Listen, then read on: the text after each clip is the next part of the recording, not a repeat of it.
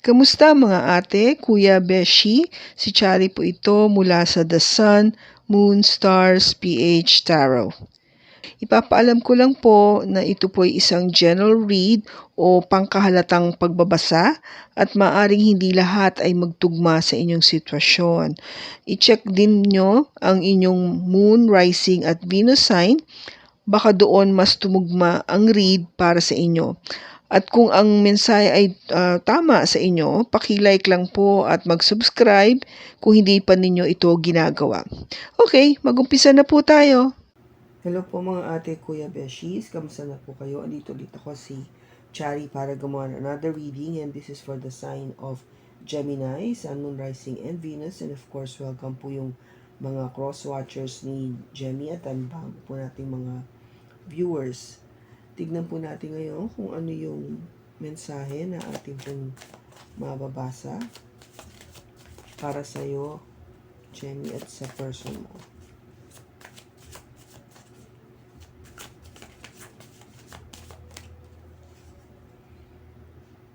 Will you listen? There are so many things I want to say to you, but will you hear me all the way out? Will you believe me? Okay.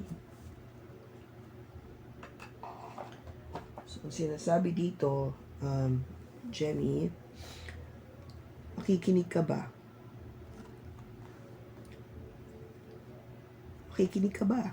Yun ang ano niya yun ang gustong message, no? It could be for you, Gemini, or it could be for your person.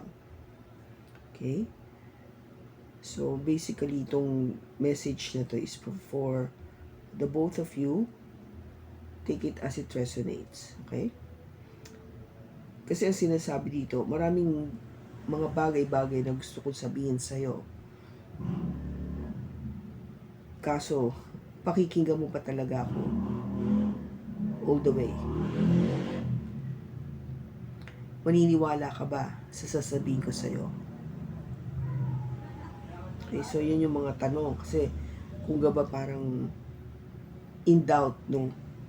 May pag-aalinlangan o parang may yun ang pumipigil na para magsabi sa'yo, mag-open up para malaman mo lahat yung katotohanan. Okay? Kasi syempre, ipagsabi ng katotohanan is one thing, and yung the other thing is, handa ba yung tao na pagsasabihan mo na makinig?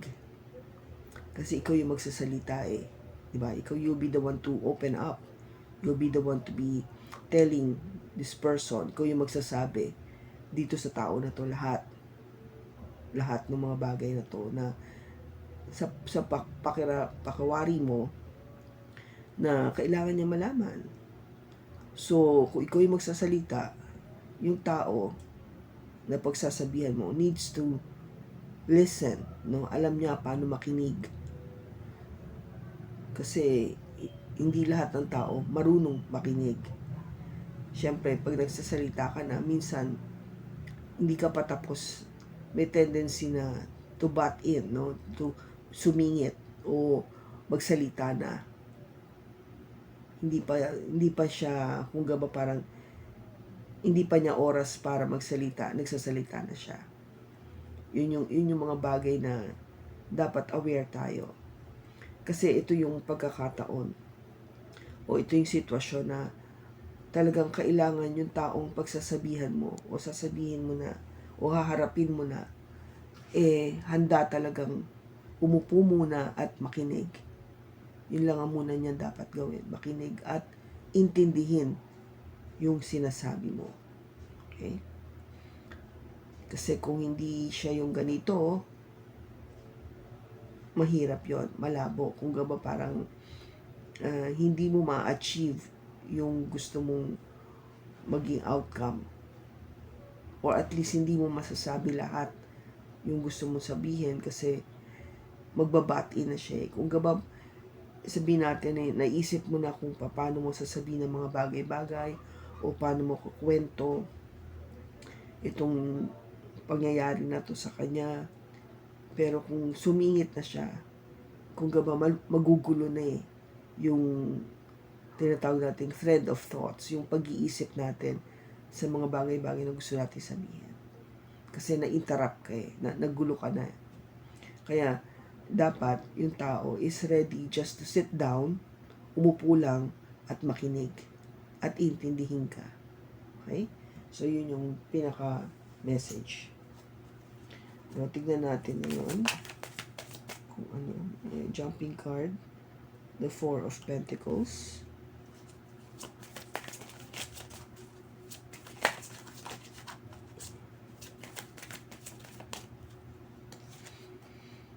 We have the Nine of Pentacles, the Four of Cups,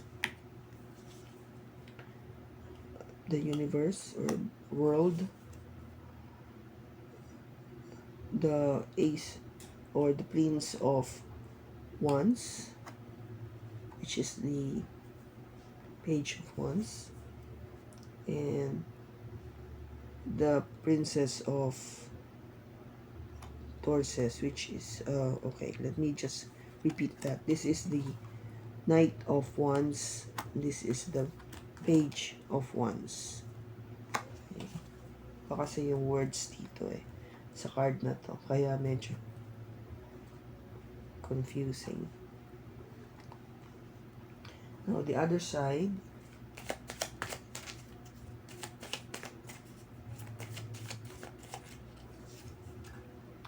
you have the Queen of Pentacles,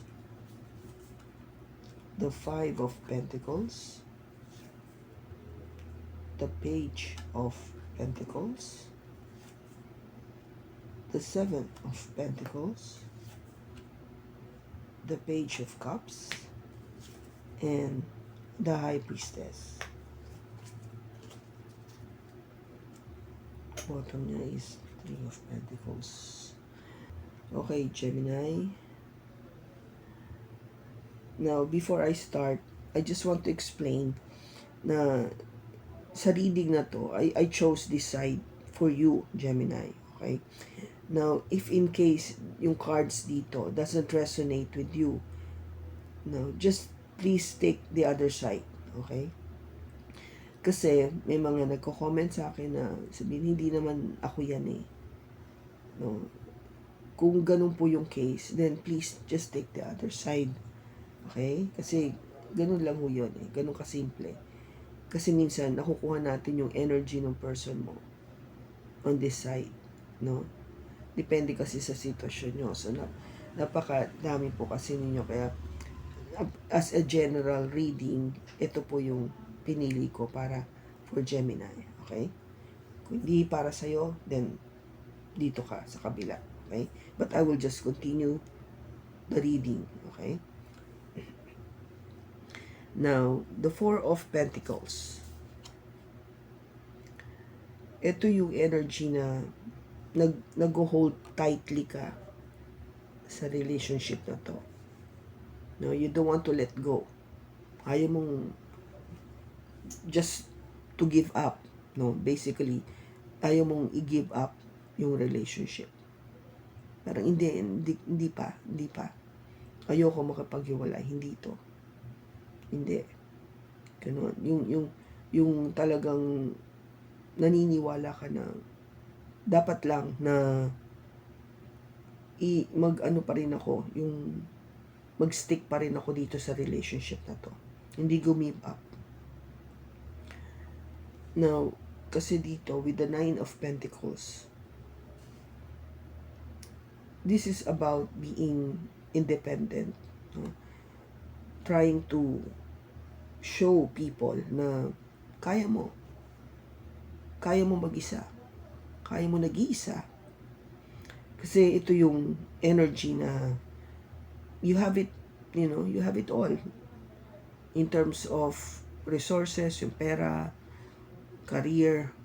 Kasi nabibili mo naman lahat ng gusto mo in other words, na po-provide mo financially all your needs, no?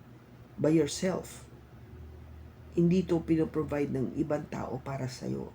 Ikaw lahat gumagawa nito para sa sarili mo. So it means you have a very successful career, no? Maganda yung trabaho mo, kaya it pays well. O sabihin natin marunong ka mag-ipon, kaya meron kang enough money to sustain you, no? Para mabuhay ka independently, na hindi ka umaasa sa kahit kanino. So ito 'yon. Maybe the fact that you are holding tightly to yourself na hindi, kaya ko naman mag-isa eh. I don't need anybody. Parang ganun yung dating, di ba? Kasi holding tightly, parang yung paniniwala, the belief na pwede naman ako lang. No, I don't need anybody. Kasi I'm independent. Nabibili ko naman lahat ng gusto ko eh. No? Lahat ng kapritsyo ko, I can afford it. Okay? Wala ka lang love. Yun lang ang ano nito. Money, yes, you have. Enjoyment, lahat. Talaga.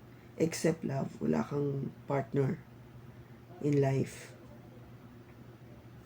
Now, with the Four of Cups, okay, ito yung energy na may nag-o-offer sa'yo ng love.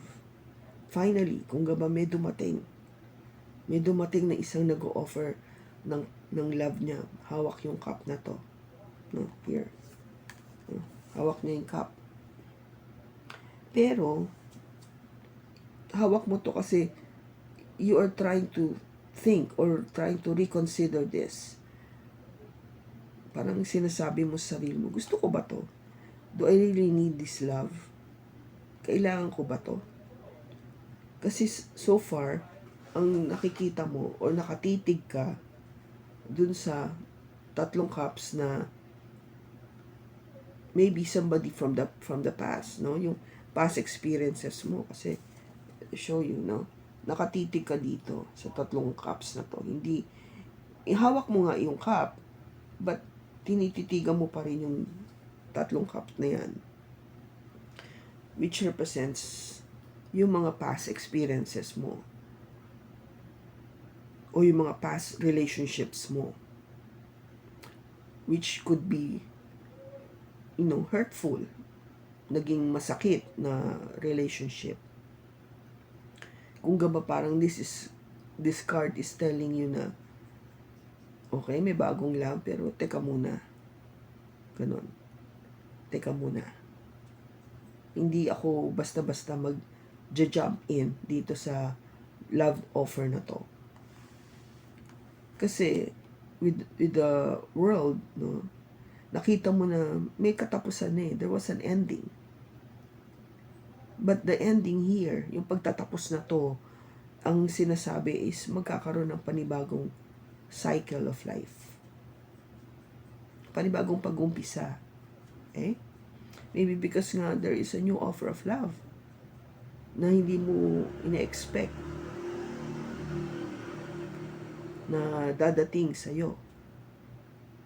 Okay? Kasi I think you gave up that idea na meron talagang love para sa'yo kasi okay ka naman eh financially. I mean, you're doing fine. You're happy by yourself. Minsan, di ba, we get into a relationship not just because of love, but for practical reasons, no? Because we need somebody to sustain us, to help us financially. Para mabuhay tayo, no? May ka-share tayo sa gastusin. Kaya minsan, di ba, we get into that relationship. Kaya, di ba, ano tayo na yung pipiliin nating partner or in person is capable to provide us that resources, yung pera, masipag, magaling, matalino, marunong mag-ipon, stable. Yun yung hinahanap nating qualities, di ba? Kasi nga gusto natin yung stability na yun, na pagdating sa kaperahan, wala tayong magiging masyadong problema. But in your case, Gemini, hindi eh, no? Because of this energy. Kaya mo. On your own. You don't need anybody. Now, here, with the Knight of Wands, kaya yung energy na nakikita ko sa'yo is more of a player energy. Yung tipong, andyan lang, if you happen to meet someone, okay lang, you enjoy, you meet them, you talk, you have a date, pero nothing serious. Parang as if naglalaro ka lang. Just getting to know. Ganun lang. Ma-enjoy mo lang yung moment.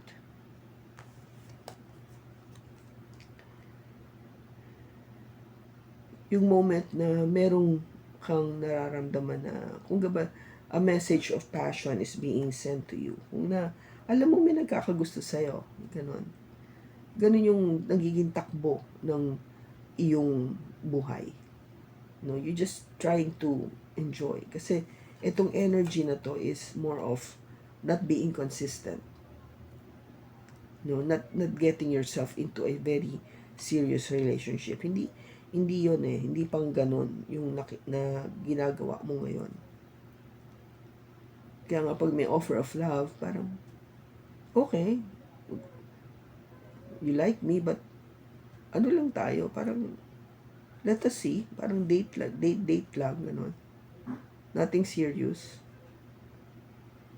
Okay, so sa kabila, we have the Queen of Pentacles.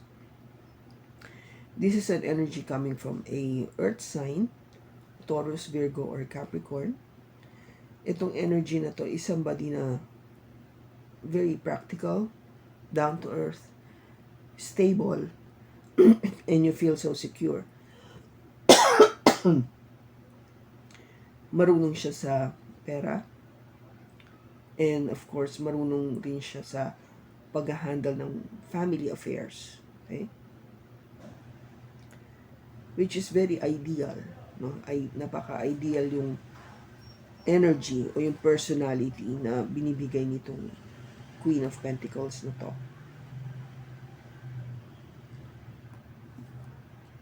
But I think this person, hindi ka minind, no? Hindi ka binigyan ng pansin. In other words, tinrato ka lang niya as an option, or hindi ka niya binigyan ng importansya, or pwede yung sinabi natin na iniwan ka lang sa ere. You're not being given that proper treatment or recognition sa relationship na to. With the Page of Pentacles, yeah, there was a solid offer. Kung gaba, parang you receive something na talagang maybe a message of let's start something, parang ganon. Maybe an offer was made to feel na seryoso ko, no? Kasi itong page na to, umpisa kasi to di ba? Hindi ka mag-o-offer ng pentacle kung hindi ka seryoso sa relationship. And it took a long time, no? Seven of Pentacles. It took a long time waiting for this person. No? Yung parang may mangyari. Yung tipo, yung gaba parang nag-iintay ka ng magandang outcome dito sa relationship na to. Na sabihin natin na namuhunan ka na nagbigay ka na ng pagkakataon o pera o emosyon, everything na what you usually go through pagdating sa isang relationship. No, nag-invest ka na, may investment na. No? Kasi isipin mo, from one pentacle, no? Isang pentacle, naging 7 na. So, ibig sabihin yun, throughout the years, yung panahon na ginugol mo o binigay mo sa tao na to, no? Nag-intay ka ng matagal para may mangyari. Kung ba, hoping na may mangyari. Magkaroon ng yung dinidream mo na outcome dito sa relationship na to with a earth sign. Okay? Gemini? Kasi, again, with the Page of Cups, may offer of love, no? You offered not just being serious about the relationship, but also being, letting the person know na may emotion, may pagmamahal. Kasi cups to eh. Na hindi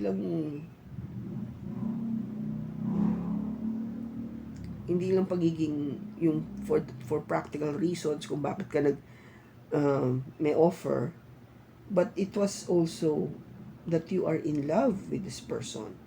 Kaya may ganon, may offer, may message na natanggap mo. And with the High Priestess, the energy is you kept quiet, no? Naging tahimik ka lang. Tahimik ka na naghihintay. Tahimik ka na nag-o-observe dito sa person na to kung ano na mangyayari. No? You just kept being yourself kasi this is an energy coming from a Pisces. Okay? Gemini. So, yung kung ba parang you just let your intuition work sa sitwasyon na to. Kasi parang ang tagal na eh. Kung ba merong matagal nang nangyayari na pagliligawan o just letting this person know how you feel. Nagbigay ka naman ng offer, nagsabi ka, you're serious and you love the person. But somehow, syempre, wala ka pang makuha sagot eh.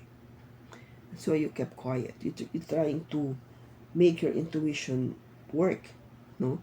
You're trying to know, binabasa mo kung ano namang nangyayari dito sa Queen of Pentacles na to. Ano ba talaga yung nararamdaman niya? Ano ba talaga yung pakiramdam niya para sa'yo? Kasi napapansin mo nga na hindi ka naman binibigyan ng importansya. You're not given the right or proper attention, love and attention that you deserve. Okay? Kasi kung ba parang you just wanted na magkasundo kayo, no? To keep the relationship in a very harmonious way. Yun yung gusto mong mangyari. But you cannot get any answer, no, walang sagot. Kung ba everything is left hanging, hindi pa siya sumasagot sa ng direct. Okay? And this on the other side is, I guess you are waiting for that proposal. Somebody na talagang magsiseryoso sa'yo with the Four of Torses or the Four of Wands. Kasi dito nga sa other side, dahil kaya mo financially, hindi mo na kailangan yung sinasabi nating love, but I think underneath or subconsciously, iniintay mo pa rin to na may magsiseryoso talaga ng mag-offer ng marriage sa'yo. Okay? So let us see kung ano yung outcome.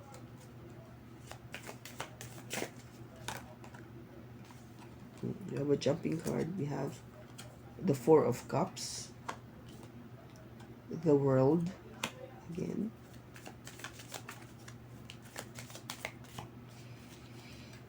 and Strength.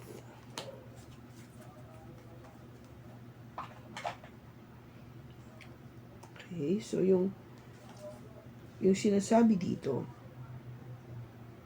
okay, itong offer of love na to, you might feel na baka ma-regret ko to, no? If in case hindi ko to kukunin o hindi ko to papansinin, itong love offer na to, baka manghinayang ako eventually. Ngayon kasi parang, sige lang, no? But, baka later on, maisip mo na, bakit ko nga ba pinabayaan itong pag-ibig na to? Napaka-serious pala nung tao na to sa akin.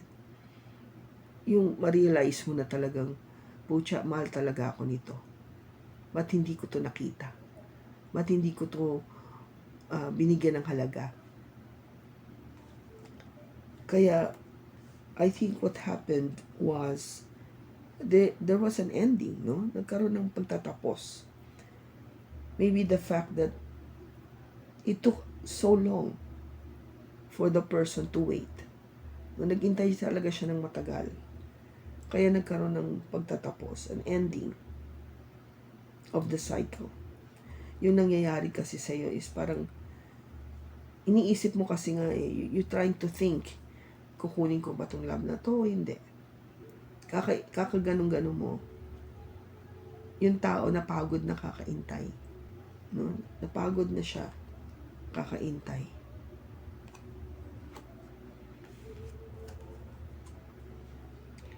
That is why with the strength card, you need to be very courageous.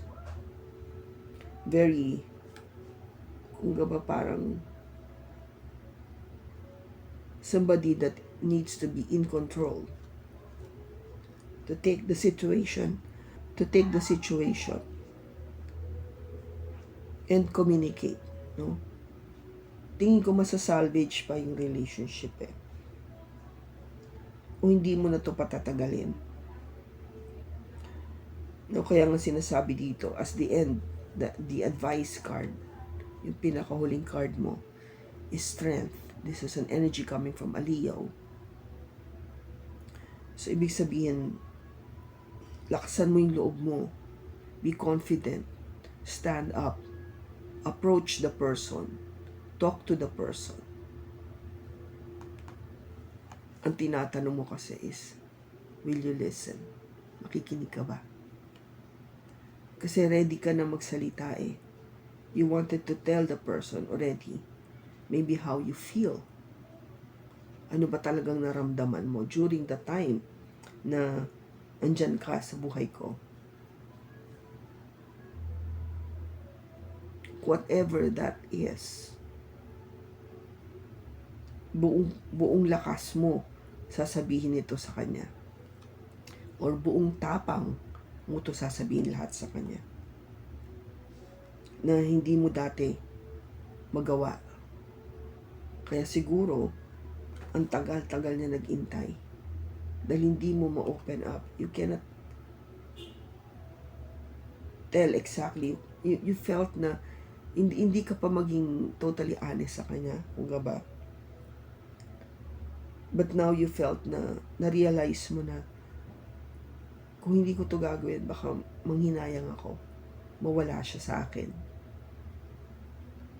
That is why yung intuition mo was, andito trying to work so long. Ano bang mangyayari rito? When this side is trying to tell you na, yung intuition mo na, just give it up. Diba? Give it up. Tapusin mo na to. Kasi wala namang hindi ka pinapansin. Hindi ka pinapansin. That is the intuition telling you, honestly, hindi ka pinapansin. No? You're being ignored. O binabaliwala ka. O option ka lang. Hindi ka importante ngayon. You're not a priority in my life. Okay? But now, I think the table has turned. Umiikot na. Your person is now ready to speak up. Kaya ang tanong niya is, handa ka na bang makinig sa akin? Kasi handa na ako magsalita. Okay?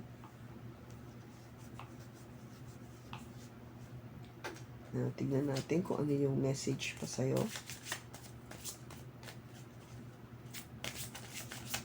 ni Angel.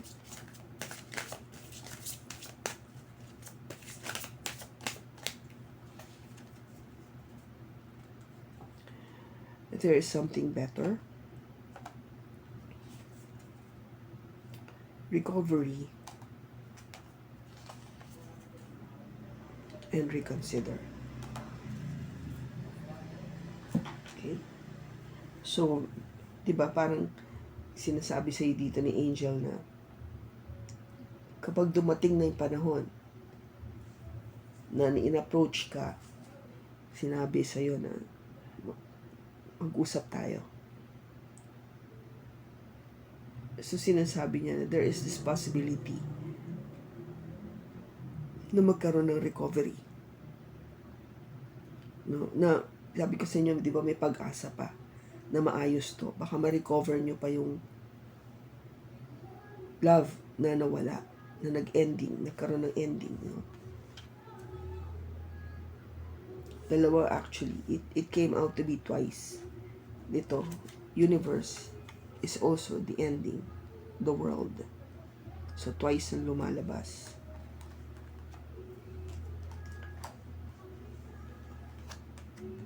Kaya, pag dumating itong time na to, reconsider. Isipin mo ulit. Tingnan mo, bigyan mo ng pagkakataon. Second chance. Malay mo, di ba? There is something better coming. That's what Angel is saying. Merong mas magandang mangyayari. Kaya, bigyan mo ng pagkakataon ito na mabuhay muli. No? In other words, don't give up on this relationship. Okay? Baka, it's just the timing was off ng panahon na yon. Kaya, it needs to end. Kung bakit natapos, kasi may kailangan kayong ma-realize pareho. O at least one of you need to realize something. Kaya kailangan mangyari yun. Okay? So kung kanina mong Gemini ito na nakuha natin yung energy niya, sana po nakatulong ito ng malaki sa'yo. Maraming salamat sa pagsama mo sa akin sa pagbasa na to. Sa susunod po muli, ingat ka and God bless.